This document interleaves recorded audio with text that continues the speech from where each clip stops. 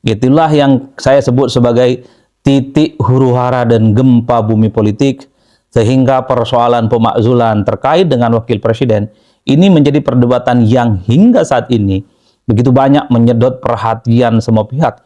Istana bicara, MPR bicara, DPR kemudian bicara, ketua umum partai juga bicara, orang-orang yang selama ini kontra terhadap wakil presiden bicara, orang-orang yang juga pro terhadap wakil presiden juga bicara. Semua satu sama yang lain saling memberikan statement-statement pernyataan terkait dengan usulan dari Purnawirawan TNI yang meminta supaya wakil presiden Republik Indonesia itu diganti. Dalam konteks itu saya ingin menyampaikan beberapa poin. Pertama, jika ada pihak tertentu, kelompok-kelompok tertentu seperti Purnawirawan TNI yang menyampaikan pernyataan sikap terkait dengan kondisi bangsa, termasuk juga soal pergantian wakil presiden, itu adalah bagian dari dinamika politik yang menurut saya itu sangat biasa terjadi di Indonesia. Bahkan kalau kita tracking ke belakang satu persatu, kalau kita melihat bagaimana kelompok-kelompok aktivis, pegiat demokrasi, dan bahkan mahasiswa ketika melakukan protes, ketika melakukan aksi demonstrasi terhadap pemerintah, sejak misalnya zaman Habibie, kemudian zamannya Gus Dur, Megawati, SBY, dan Jokowi, ujung-ujungnya salah satu yang dituntut oleh mereka, supaya kekuasaan, supaya presiden itu bisa dimundurkan ataupun dimakzulkan di tengah jalan. Jadi hal-hal yang semacam ini adalah perkara biasa sebenarnya dalam konteks demokrasi Indonesia, tentu sebagai sebuah ekspresi bagaimana pihak-pihak yang menuntut ini sepertinya kecewa terhadap orang yang dituntut.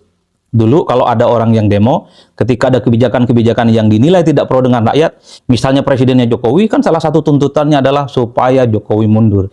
Ketika di zaman SBY, begitu banyak juga protes demonstrasi yang dilakukan oleh kelompok aktivis yang meminta supaya SBY juga mundur, lengser ke Prabon karena dinilai kebijakannya tidak pro dengan rakyat. Begitupun yang terjadi di zaman Mega, yang terjadi di zaman Gus Dur, terjadi di zamannya Habibie dan seterusnya, tuntutan-tuntutan semacam ini sering kali muncul. Jadi bagi saya, ketika ada sejumlah purnawirawan yang meminta, purnawirawan TNI yang meminta supaya wakil presiden itu diganti, ini tentu adalah bagian dari dinamika dan dialektika dalam konteks negara demokrasi yang menurut saya biasa-biasa saja. Sudah banyak contohnya yang begini. Nah, yang menarik itu kenapa menjadi perdebatan yang cukup panjang, karena yang menyatakan pernyataan sikap ini adalah purnawirawan TNI. Memang harus kita akui, TNI itu adalah mereka yang memang seluruh hidupnya itu didedikasikan untuk kepentingan bangsa dan negara. Bahkan kalau kita lihat misalnya TNI adalah mereka yang siap hidup mati untuk bangsa dan Indonesia. Jadi wajar kalau kemudian ketika ada pernyataan sikap dari para purnawirawan meminta salah satunya adalah supaya wakil presiden itu diganti, menimbulkan kontroversi yang berkepanjangan. Semua pihak berbicara, pro dan kontra tentu saja. Itu yang pertama. Nah, yang kedua, kalau mau jujur ya, ini mungkin pertama kali dalam sejarahnya yang diminta mundur ataupun diminta diganti itu adalah wakil presiden. Saya kebetulan mengikuti dari dekat bagaimana proses politik sejak zaman Habibie, kemudian lanjut ke Gus Dur, Megawati, SBY, dan Jokowi. Tak ada ceritanya permintaan dari kelompok-kelompok aktivis, kelompok-kelompok pegiat demokrasi, ataupun kelompok-kelompok masyarakat yang kecewa terhadap pemerintah saat itu, yang diganti itu adalah wakil presidennya. Rata-rata yang diminta diganti itu adalah presiden yang berkuasa saat itu. Saya ingin katakan bahwa ini pertama kali dalam sejarah Indonesia. Yang diminta diganti, diminta dimundurkan, itu adalah wakil presiden hanya terjadi di era sekarang. Kalau kita melihat argumentasinya, ini dikaitkan dengan persoalan putusan Mahkamah Konstitusi beberapa waktu yang lalu terkait dengan syarat umur untuk maju sebagai calon presiden dan wakil presiden, salah satunya terkait dengan umurnya Gibran Rakabuming.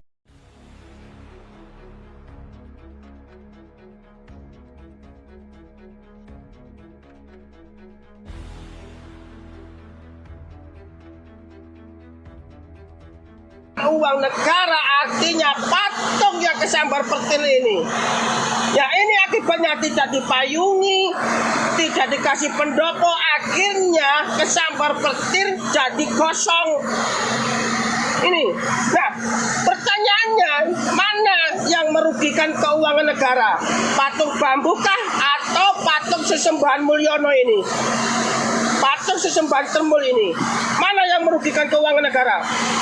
Silakan Anda jawab, kaum-kaum termul-termul. Aduh, jangan ditanya dulu dong. Enggak panjang-panjang. Ya coba aja. Mana Ini yang sama nih lebih bapak-bapak, merugikan? bapak-bapak tukang masak juga nih di dapur nih. Ya jawab, Oke, mana yang Bang, merugikan Bang. negara? Gua mau jawab Bang ya. Ini kan patung Pak Jokowi kan di Tanah Karo. Setahu saya itu swadaya dari masyarakat. Saya boleh ngejawab nggak, Bang Host? Saya closing statement nih. Saya mau rungkat dulu. Saya mau bicara sebentar. Boleh nggak? Ya.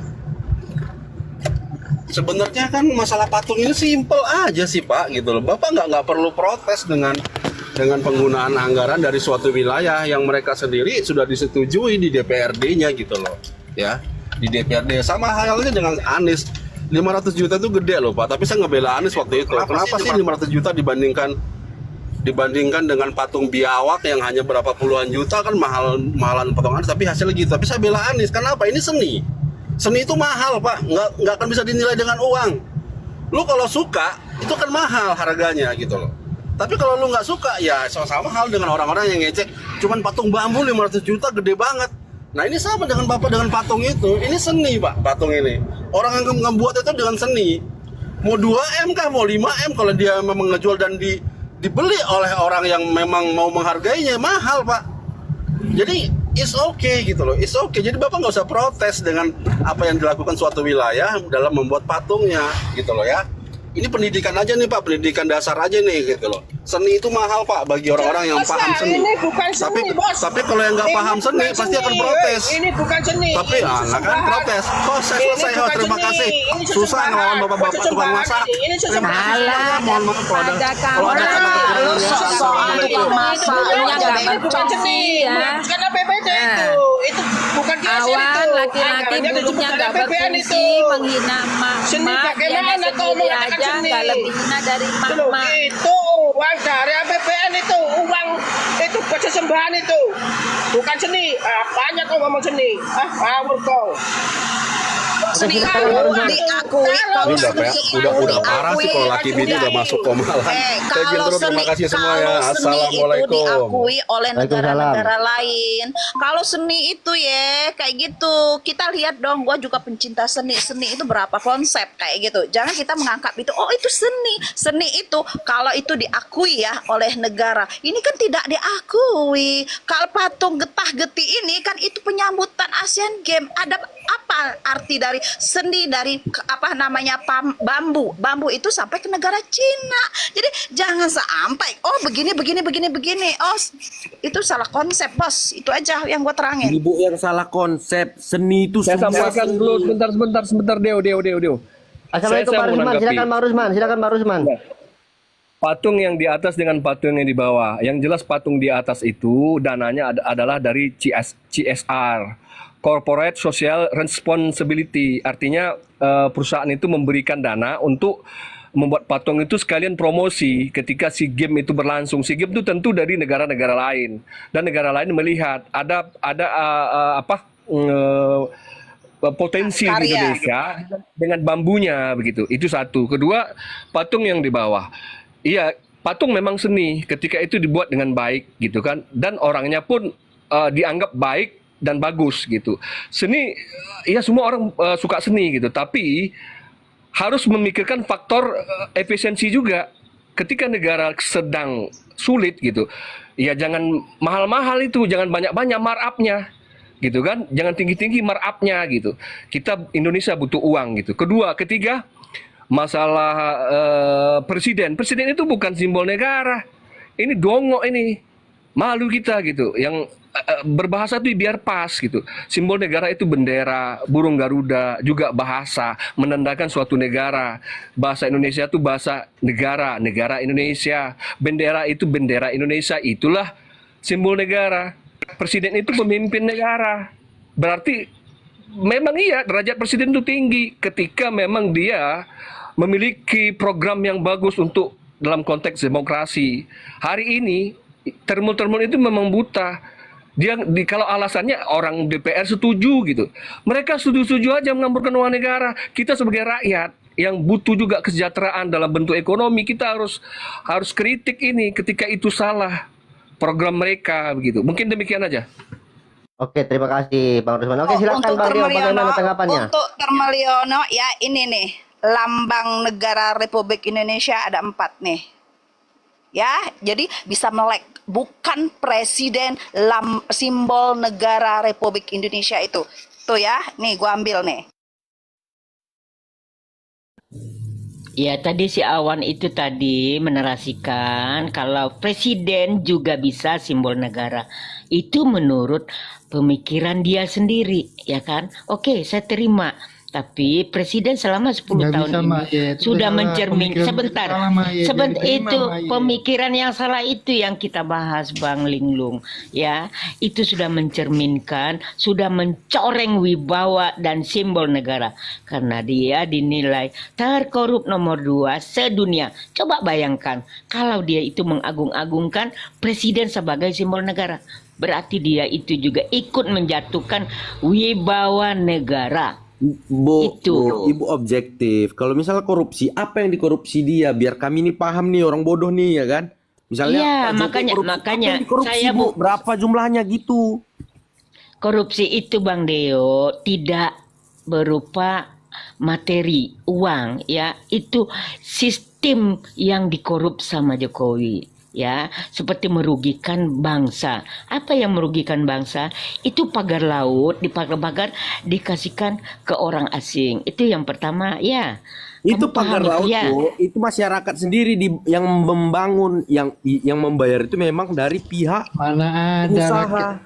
warga yang membangun. Nah, Anda coba jangan suka- teman-teman dengar narasi dia. Coba dengar narasi dia. Ya Dengar, kan? ini saya bernarasi ya, secara objektif aja. Siapa yang membangun pagar laut? Siapa? Tidak mungkinlah seorang namanya orang pengusaha yang memiliki alat berat yang bisa membangun tembok. Ngapain dia mesti bambu? Ngapain mesti bambu pertanyaannya, Bu? Oh, jadi pagar laut itu masyarakat yang membangun ya? Ya makanya Iya. Ibu objektif langsung datang ke Mauk, Bu. Ke Mauk. Tanya langsung kepala desanya. Tanya langsung Iya, iya. masyarakatnya. Saya nggak membicarakan yang di Mauk ya. Saya fix 2 misalnya kalau Terus Anda itu menarasikan pagar itu. laut di mana, Bu? Kalau nggak di Mauk? Di mana? Ya, Di Kulon. oke, nggak apa-apa ya, nggak apa-apa. Ya, saya benarkan di Mauk. Tanya sama masyarakatnya siapa? Iya, memang masyarakat yang mengerjakannya. Tapi dananya dari siapa? Ya, kenapa Mampukah masyarakat seorang, mau, Bu? mampukah seorang nelayan? Kenapa seorang nelayan bisa memagar laut? Ya, sedangkan mereka itu rata-rata ekonomi biasa-biasa aja, Bang. Memagar laut itu membutuhkan dana nggak sedikit. Nah, Gini, jadi Bunda ada Elisa. orang di balik ini semua. Bunda Elisa, ada maaf, yang intercept. mendanai. Yang mendanai itu Cina oligarki, Bang Deo, yang ingin Kenapa masyarakat menguasai mau, PIK 2. Ibu? Pertanyaannya Karena Karena mereka Bro. dibayar, karena dibayar, Masyarakat bro. mau karena dibayar. Sebentar, Bunda, karena dibayar, siapa? bro. Oleh oligarki. Memang masyarakat oligarki biasa. diberikan Sebentar, izin Bunda. oleh siapa? Oleh pemerintah.